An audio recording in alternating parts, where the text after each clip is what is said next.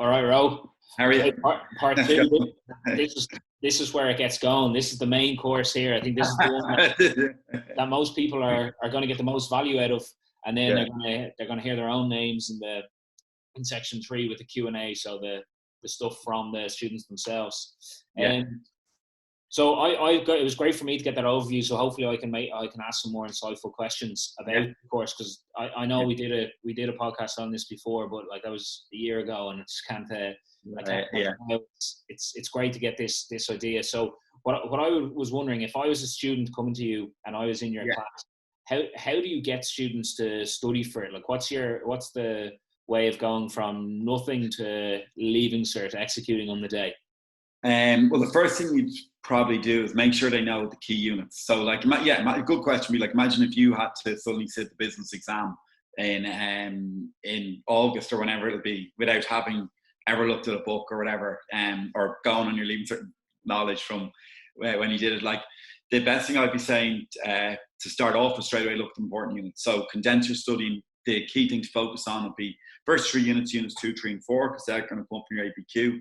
Then when you've done units 2, 3, and 4, you're happy with that. Then work on to 5. And then after that, probably work into unit 1. Do you get me? And then when you're confident, move on to, if when you're happy, you know units 1 to 5 really well, then maybe move on to unit 6 and then move on to unit 7 after that.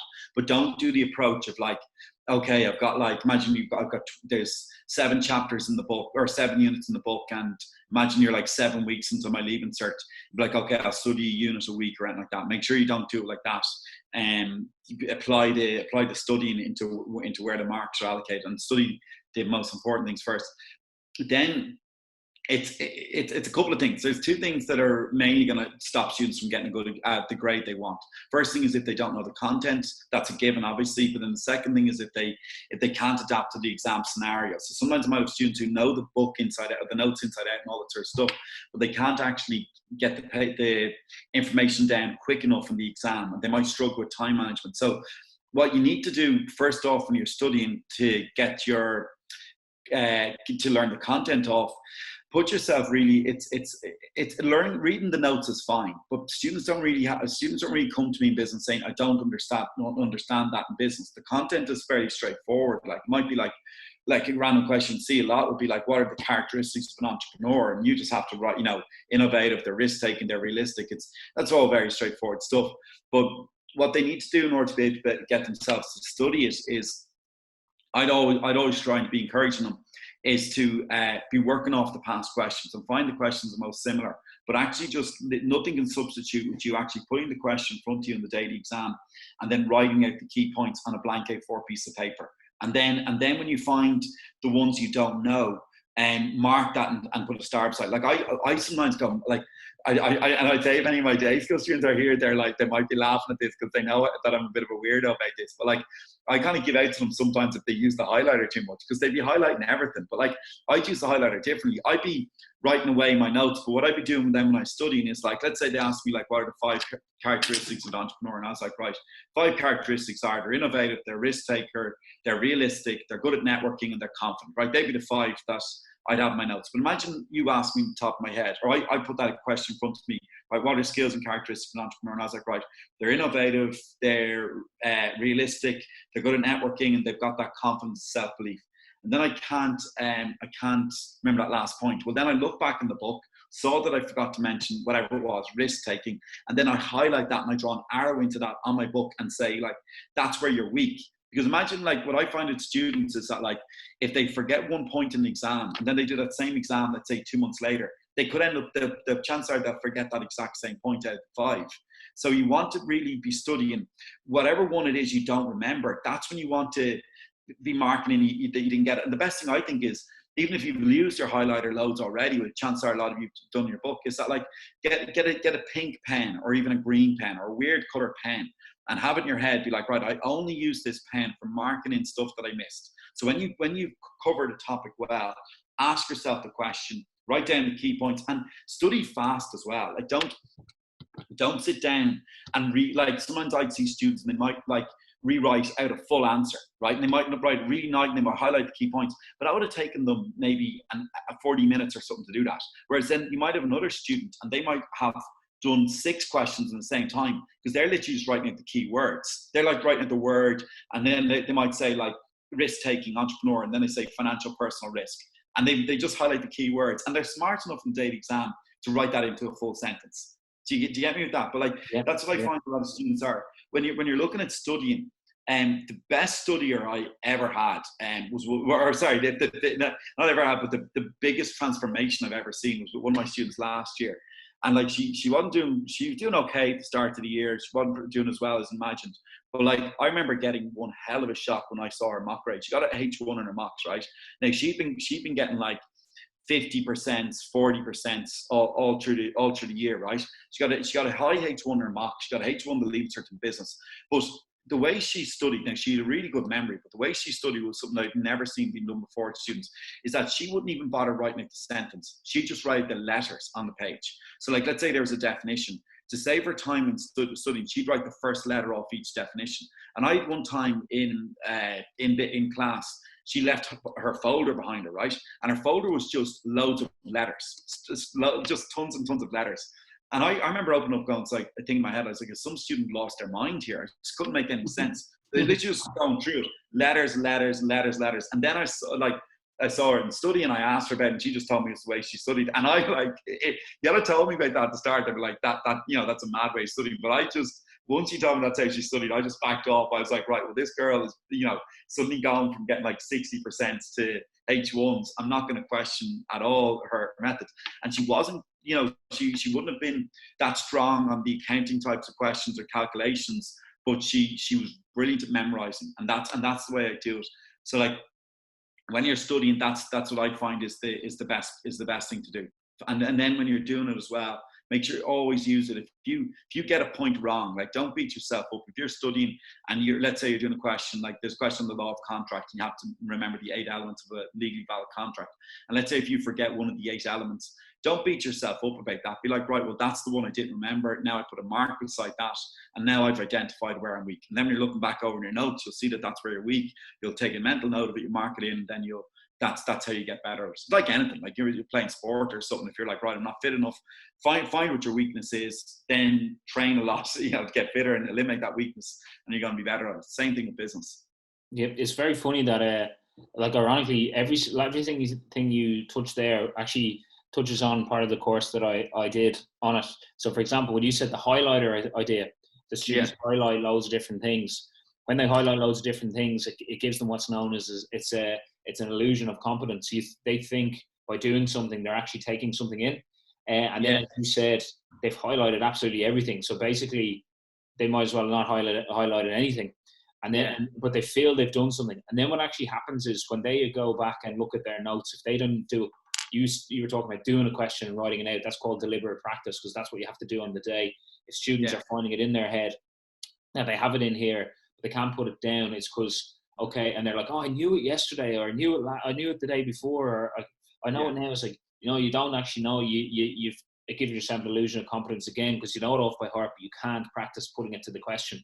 Yeah.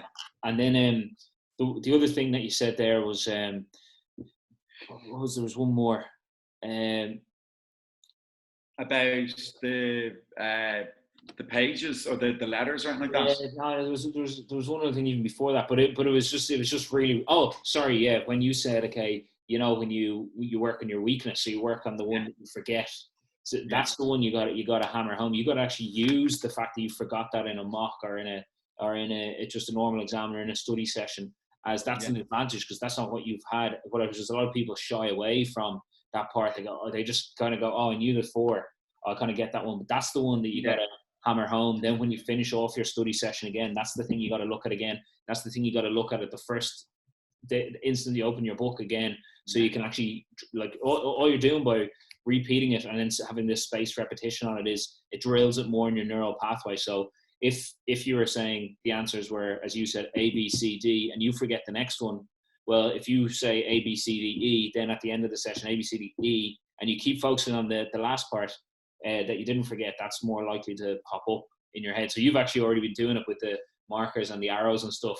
You know that from teaching. I actually only realized It was only explained to me recently. I kind of see it, but like, I think as well, even anything different, if you're like, to the students, you're like, if ever I'm saying, I might say highlight that or mark that, but if then ever say raise important, I'm like, draw a box around it, draw arrows into it. And that's what you need to remember of business as well, is that like, so much of it, there's no middle ground in the marking scheme, right? So let's say if the way the questions work, like, it might be like you state a point, you identify the point, you get 2 marks, and when you develop on it, you get the 3 marks, and then you get your 5 out of 5.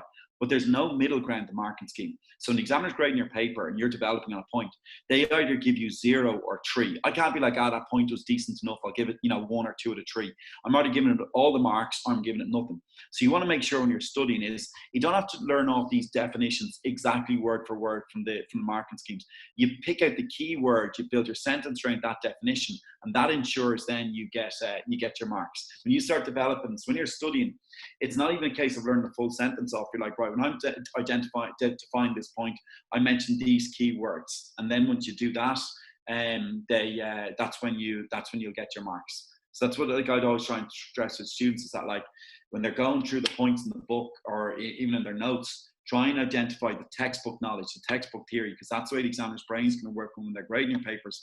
They'll be making a call, can I give this 0 or 3, and put the key points in, and that way you'll ensure your 3 points. Do you think say there's sometimes a bit of, with the way the mark scheme are gone like that, there's sometimes a bit of I should have got the 3 points for that, but I didn't get it, like if they go back and look at the papers, or how does that work? Yeah, it'll happen, like, and it just does. Sometimes they can be tweaked a little bit, but I find really you can be clever too, though. If sometimes you'd say to them, like, the question's 20 marks divided by 5, you want 4 points. Let's say, like, you must see a long question for 20 marks, right? And the thing is, you divide that by 5, and that you get 4, and that tells you the question wants 4 points. But you can give 5 or 6, and they'll take your best 4 out of those 5 or 6. Does that make sense? So the way you can get them to work around the paper with that is, sometimes, they might be harshly marked if they put down only 4, but if you get them to put down a 5th point as insurance, the examiner will take the best 4. And that's what I'd be trying to stress. Like, you'd expect to see some curveballs, and like, I even had a lad last year, and he got 359. Right? No, he got 358 out of 400. So we got 89.5%. Right? They rechecked his paper, and they rechecked his paper, and he went up to 89.75. Right? And there's a question on Maslow's hierarchy of needs, and one of the stages in the pyramids is it's esteem. Right? And this lad put down self-esteem, and because he said self-esteem, he got 0 out of 1. And if you had written esteem, he'd gotten the 1, and he got an H1. So that's like, so imagine, literally the word self. So it was just mad chatting to him, because, like, I was chatting to him after, and he was like, I got my course, but, like, I still felt I wanted to get the H1. That's why I put in for the rechecks. And he was like, it was literally just for me to know that I was an H1. So the irony of the whole thing was, like, it was for self-esteem, and like, the word self-esteem actually costs him marks. I shouldn't have. It's just something so outrageously unlucky, but that's the way the marking scheme goes, and it's just the way it is. Yeah. And then what would you say? So say, like, if I'm in your class, you said do those different units. In terms of me, in me studying those units from scratch, is like, I'm not going to ask you to go into it all now, but is there certain things, like, like, that you would recommend? So say, for example, would I study Unit 2 by itself first, do some questions on Unit 2, and then go to Unit 3, do some questions on Unit 3, or do I do 2, 3, 4, and 4, and then do them all together? Or what would you recommend on that? I'd probably break them down, because they're quite long. So I'd sit down, and it's a nice little confidence boost as well. If you can sit down and nail Unit 2, it's quite short. With Unit 2, they can really, like, the chances are they'll probably ask you a question, like, they're going to really ask you. The big one would be, what are the characteristics of an entrepreneur? And we've actually covered it in our YouTube page. If you literally type in, if you go into our YouTube page, the Dublin Academy of Education, the entrepreneur or whatever, a video going through the basics of what they need in that. Like, that's been the question, like, 7 out of 9 years in their ABQ, the characteristics of an entrepreneur. Then you've got, they could ask them a question about entrepreneurship, and then they could ask you a question really on the benefits of being an entrepreneur, or maybe even they try to mix up, they might ask you a question on the drawbacks of being an entrepreneur.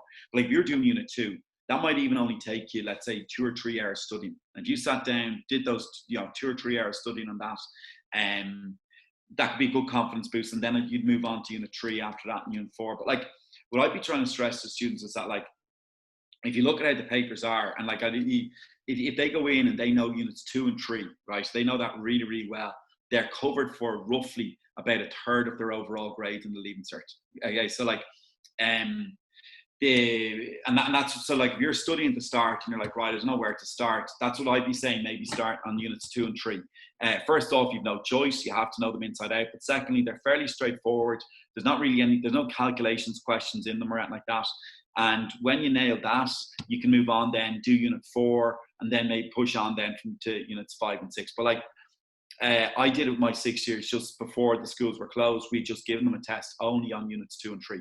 I'd study them together. And the reason I'd probably start to work on them together is up here, right? If you guys can see here, do you remember what I was showing you earlier, right? Like, they will get part 2, question 4. If you get them to look, if you ever look at those questions, it's always been based on either units 2 and 3. So sometimes you might see some years they've mixed it up and they've asked you a bit of unit 2 and a bit of unit 3 in it. But it's quite safe for the students to be like, right, if I know that's 60 marks, it'll probably come up for about 50 marks in the ABQ questionnaire for about 50 marks, and then they'll probably see it a couple of times as a short question. When you add that up there, you're looking at really about, it'll come up for like 20 marks in the short questions, maybe 50 marks in your ABQ, and then also 60 marks in your long questions. That's 32.5% of your paper, So that's what I'd be kind of doing to start. Then move on to unit 4, which is, there's a bit longer, and then 5 again is quite long. But it's a unit 2 and 3 is quite short. I'd be rootless with that, and I'd know that inside out. Is there any unit that's answered poorly traditionally? Yeah, I don't know if students, I find sometimes like the marketing question can be poorly answered. So sometimes it could be students, because like marketing could be questions like, what are the benefits of branding and packaging? If you haven't studied much, you could just wing it and throw out a random answer on it, right? So the question on unit 5, marketing, sometimes students could do quite badly there. But a lot of time that could be just if they're winging it and they haven't studied it and they're throwing that out. But I'd find really the ones that students would score quite highly on would be the units 2 and 3 as well. That's where students would get a very, very good mark. So that's where you'd really want to make sure you cover very well. Unit 7 can be a bit messy, can be quite hard as well. They can throw out different questions that can catch students out in that.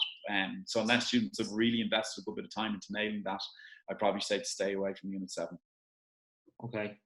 And is there any, just so say you've told us about going through it there, is there any big, like within those units, is there any big feelings that you have for anything in particular that maybe in the 2 or 3 that we could focus on to begin with? Yeah, one thing, right, is that like what they ask you, like, one little thing on the ABQ, right, is on the unit 3 question, is that they can ask you either really management, it's either going to be management skills or manager activities, pretty much. Okay, so like 12 years, the ABQ has come up, unit 3 has come up 12 times as the ABQ question, based on how the paper falls every year, the ABQ.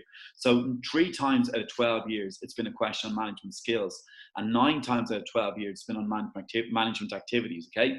But this one thing that I'd always stress to my students, that like the ABQ question is pretty much either management activities or management skills.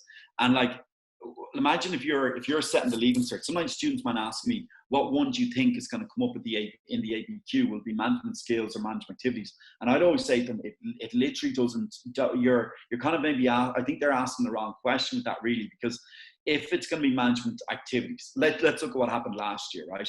Last year, the ABQ question was management activities. Now, imagine if you're writing the Leaving Cert, okay? I'm just going to go back to how the paper's like. Imagine you're writing the Leaving Cert, Louis, right? And you're like, right, my ABQ question, the unit 3 question's been on management activities. Now you've to set, and this is what happened last year, now you've to set your question 4 here, okay? And your question 4 is on unit 3. You can't really ask a question on unit 2 because it's already come up in the ABQ. And now you're like, right, what will I put down on unit 3 as this question, your question 4? And you're like, well, I've already asked management activities up here in the ABQ.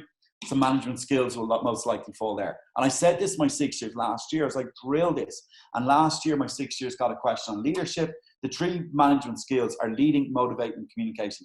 And last year, my 6 years got a 20-mark question here in leadership, 20-mark question on motivating, 20-mark question on communicating, and that was 15% of their paper. So the thing I want to, do you get what I mean with that? Like if you're studying this, like if you're looking at then other years, let's say they put management skills up here, chances are you're going to see management activities down here. And that's why I want to kind of say to students that, like, if you're studying for this exam, like if you're adding it up there, that's like based on all the past years, like, or pretty much all, looking at them there, like you'll see it there. It's like, it's been pretty much like 30 marks in the ABQ, 60 marks then as a long question.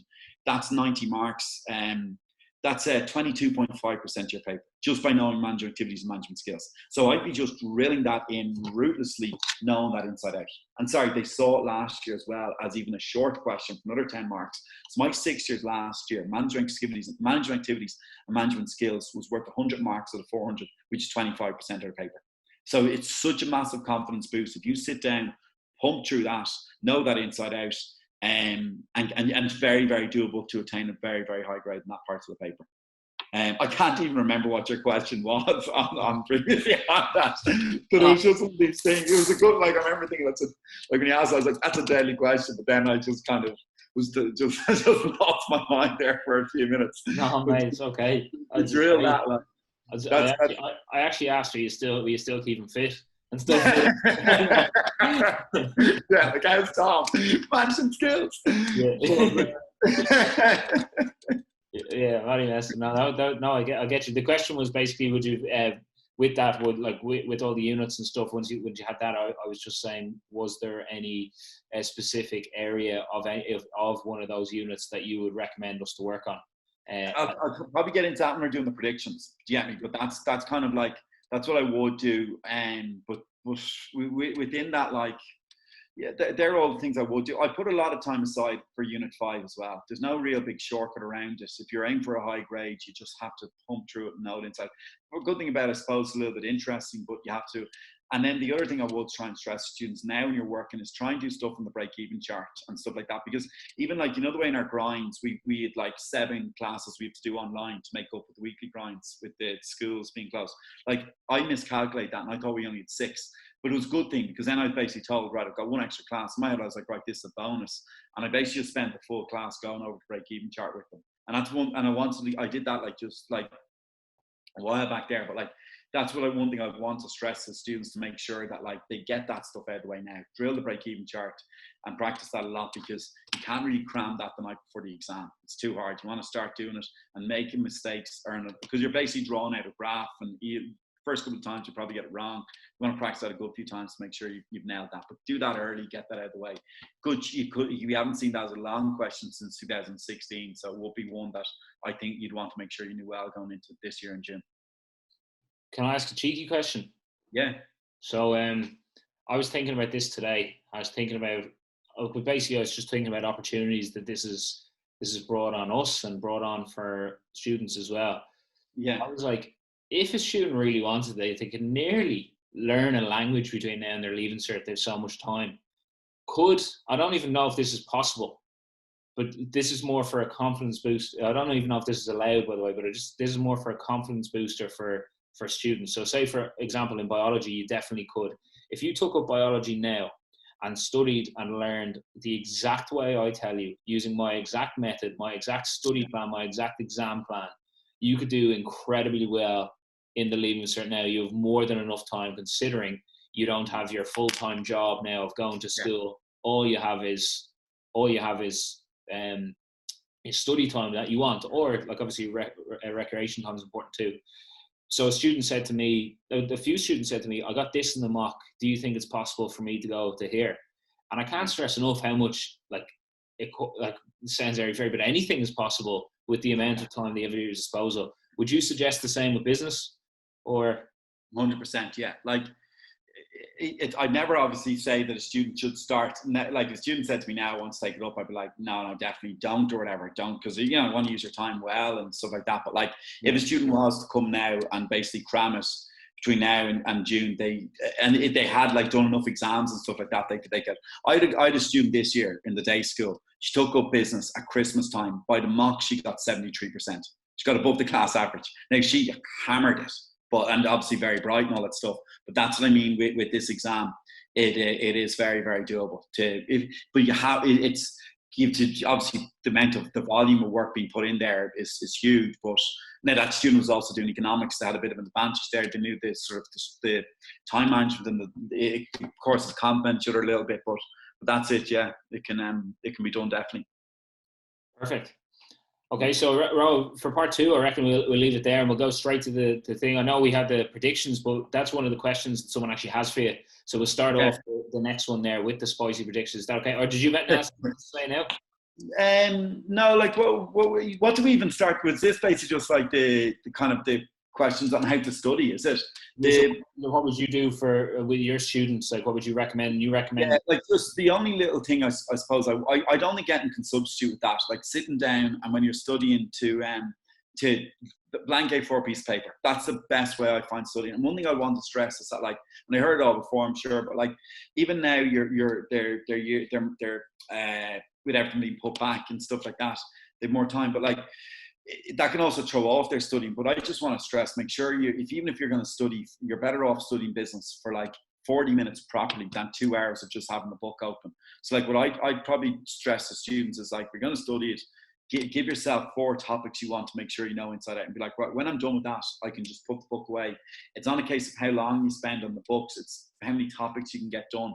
And then I'd always stress, nothing can substitute just the question when you've done it, cover it off, blank A4 piece of paper, and keep writing them out and keep drilling it in. Like I remember myself, like I got an A1 in business and Leaving Cert. The second time I did it. The first time we won't talk about it, right? When I repeat the Leaving Cert, I remember like, and we won't mention where I repeated, but I remember when I was getting the dart out from town, I'd like, I basically just really had this copybook, and I remember I'd written out the whole business course, all the key points on it. And it was just basically every time I'd like close thing off, and then I'd just be ticking the points. But I remember going to that exam being like an absolute machine. Like I just knew all it's a memory exam, and that's where I want to stress to students. That's like, I really like it when I see students have actually written out their own study notes, and it's blank A4 page, and they just keep going through it. It's the best way to study for it, really, I suppose. So I do that. The big other little thing that I just want to make sure we get across on that is, remember I said at the start, there's kind of like 2 things. They don't know the content, but on top of that as well, they have to know how to hold themselves in the exam. Like, they have to make sure they know when to link the questions back to the text. In the long question section, that's a bit of a thing that can catch students out. And they want to make sure they can spot like what the keywords mean between, like, the word says illustrate, you want to back it up an example. If it says discuss, you have to build your point in paragraphs only. If it says evaluate, you have to develop on it, give an extra bit of textbook theory. They might ask you to, like, you'd be looking with your own opinion on as well, a strength or weakness, or an advantage or disadvantage about that factor you're discussing. So there's all those little things that students have to be practicing as well, and above all else, just make them to be efficient with their time. So with the studying, half it's knowing the course, and then the other half is making sure they're getting those questions done within the allotted time. So like, if they were to do a sample question, you want to make sure, like, right, simulating the Leaving Cert, be like, right, it's a 25 mark question, divide that by 2.5, I have 10 minutes to do it, and you get it done within the 10 minutes. That's so important, because otherwise they can end up writing out really, really good answers, but it might take them, when they've only got 10 minutes to do it, they might spend 15 minutes, and that's counterproductive. It's gonna cause problems on their day of the exam. So you want to make sure you try and eliminate any of those bad habits if you have developed them. Perfect. Does that make sense? 100%. Yeah. No, really, really good. I feel that I could almost do the exam again. But no, look, it is interesting. I love I just actually find it fascinating when I talk to you about subjects, about the plans, and about how you emphasize certain words and certain times and certain little niche things that I think are actually critical, and they're brilliant. They're brilliant. So that's great. So that's good for part 2. Part 3, we're going to go through the questions, and you're going to be put in the spot for a few predictions, Rose. Yeah, grand. Yeah.